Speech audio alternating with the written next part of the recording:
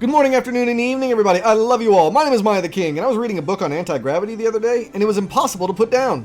Now then, thanks so much for clicking on this tiny, itty-bitty little video. I really appreciate it. Want to know why to stick around? Well, for the funny one-liner jokes at the start of each video, perhaps. Or perhaps because I'm one of the few viewers out there who can help you figure out if you need a game in 10 minutes or less. Don't believe me? Then stick around and find out. So today we're taking a look at a game just released today on Steam called Kaiserpunk. I know I just said today twice, I don't care. Honestly, I don't know a lot about this game other than the fact that it's a city builder game with the sole goal being to take over the world in this alternate history version of Earth, or at least that's what they lead me to believe. So, sounded cool and I wanted to check it out. Anyway, this game was developed by Overseer Games and published by Overseer Games and Elda Entertainment, released not in early access and selling for $30. So what even is this game anyway? Well, Kaiserpunk is, well, basically it's after World War I and you pick up a small patch of land in Europe to make your new home with the boys and their families who came back from war. Now you are the new governor. Make sure you build up your city and then eventually you can conquer the rest of Europe. That's the gist of what this game is. So as always, let's go into the good and the bad, followed by my final thoughts, shall we?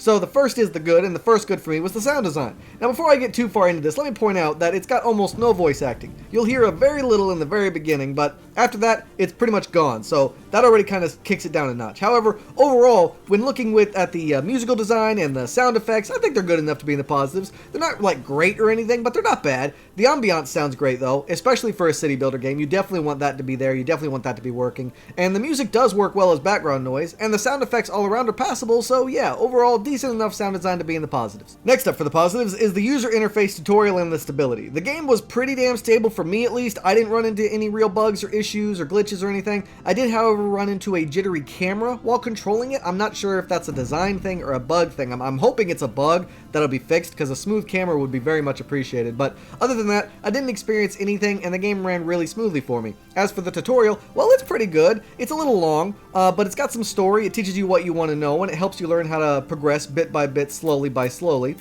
It wasn't overly confusing or annoying either. I pretty much know how to play the game now on a basic level after playing through the tutorial, and with its story to keep me invested made it even better and easier. Then you've got the user interface. For the most part, I like it. It is a bit small and it can be a bit complicated at times, but I feel the longer you play, the more familiar it'll get and those itsy bitsy points of confusion will clear up. But overall, it was fairly easy to understand and navigate, and it wasn't ugly to look at either. I want to add here the controls too. They work exactly like you want them to for a city builder game, which of course made the playing of the game a lot more comfortable, so that was good too. Next up for the positives is the gameplay. Now I have a lot of great things to say here, but don't want to take up a lot of time, so bear with me. We're going to go through this rather vaguely, I'm afraid. But somehow these devs managed to effectively combine city builder with grand strategy. Now it's not like Crusader Kings 3 level grand strategy, it's not that good, but you know, it's still pretty good. You have two modes basically while playing, the city builder mode and then there's the strategy mode. In the city builder mode, the game works just like a city builder. Your people need food, water, commodities, and safety and good health, yada yada. They need good morale, different resources, etc. All connected by roads, like you get the picture. But then you've got the strategy mode, the war mode, where you zoom out and you get to take a look at the world map. Here, you can do so many other things, like you can station armies, build defensive emplacements, wage war on other countries, invade them, bombard them, trade with them, betray them, whatever you want. And then once capturing a province, you can then build vague structures upon these provinces, which will then provide either defenses or resources or morale bonuses or whatever. And here's the thing, both the city builder and the strategy mechanics of the gameplay are actually pretty good. Like, they're very well designed, it's seamless, it makes sense, and it's cohesive and fun. I actually really loved the gameplay here. It's super interesting, it's very unique and different from other things I've seen, and overall I just really love the idea of this, and the fact that it all worked really well and everything made sense was just awesome. I mean, you can literally, in the city builder section of the gameplay, build factories for producing guns for your infantry, planes for your air force, tanks for your armored battalions, ammunitions for all these as well as food rations. Then zoom out to the world view and station your troops on the border with that pesky nation who keeps raiding you. Like, it's awesome. Like, I love the idea of having everything automized and everything, you know, cohesively working in junction with each other in my city to fund my war machine. Like, that's really cool. I could keep going, but overall the gameplay here was simply phenomenal, and I gotta move on to the next point. Next up for the positives is the game's depth, I suppose is what I'll call it. You can customize the name of your state, your city, you can customize your flag, you can customize your government type, react to different events, literally decide what kind of a leader you're going to be and what kind of a nation you're going to have. You can replay the game a number of times with different settings, locations, and other choices that you can set up for each game at the very beginning, and each game will take you freaking forever to get through because of how the game is designed. So it's got tons of time implanted within to keep you playing for a while. There's just a lot of content here to get through, plus the replayability replayability options, and I wanted to make mention of it because that's a solid, for me at least, that's a solid decision maker of whether or not I want to invest in a game and keep a game, as if it's got replayability and if it's got a decent amount of time behind it. Well, this game does.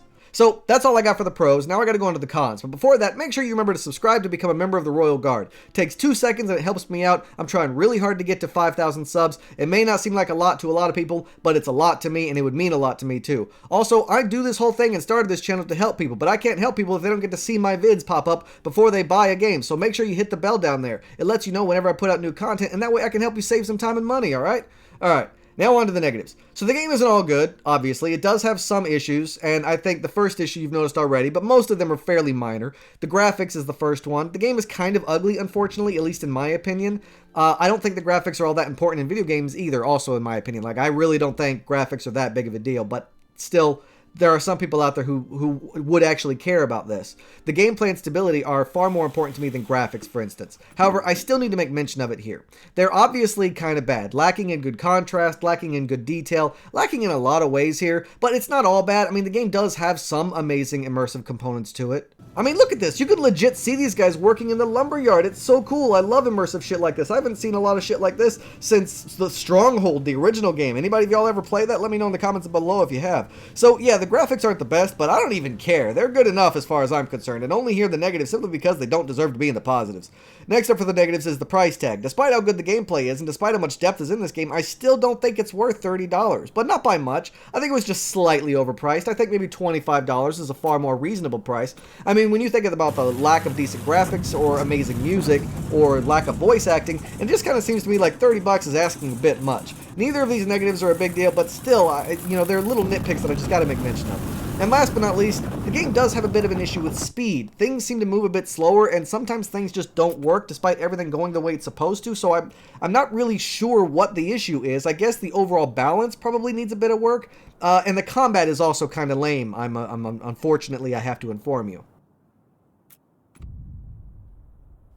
But don't get me wrong, like, it's cool that you actually get to see the combat, but I mean, still, let's be honest here, guys. That's pretty lackluster. Yay, we have combat, but, we have combat. But, yeah, overall, guys, those negatives, with me at least, were kind of nitpicking and making mountains out of molehills. Overall, I think the game is overall pretty damn good. Like, it's not like Game of the Year or anything, and it's not going to be setting any new records or nothing, but I think for what it is, this game is actually pretty damn cool with a really interesting idea. Not super awesome, but not super terrible either. Do I recommend it? I mean, yeah, I actually really do. It's definitely a game for city builder fans or strategy fans. I mean, I do kind of wish that it had more production value behind it. Maybe it had some more polishing, as some of its controls are wonky. Its camera control is awkward, for instance, and a few other things. But overall, I think it's a pretty good game, and it's a pretty safe investment. So if you've liked what you've heard and saw so far, and you've got $25 to spend, because I think it's on sale right now, then it's definitely worth your time, I think, and you won't be disappointed. Just don't let those graphics get you down. Don't let the pacing get you down. Just stick it out for a little while, and you won't even notice them anymore. But yeah, I had fun. I enjoyed it. So yeah, I recommend it. But that's all the time I got for today, everybody. Thanks so much for watching, with a special thanks to those of you who stuck around to the end. If you have any questions or concerns, please let me know in the comments down below. Don't forget to like, share, and subscribe, and I can't wait to see you all again on my next adventure. So until then, I bid you all farewell.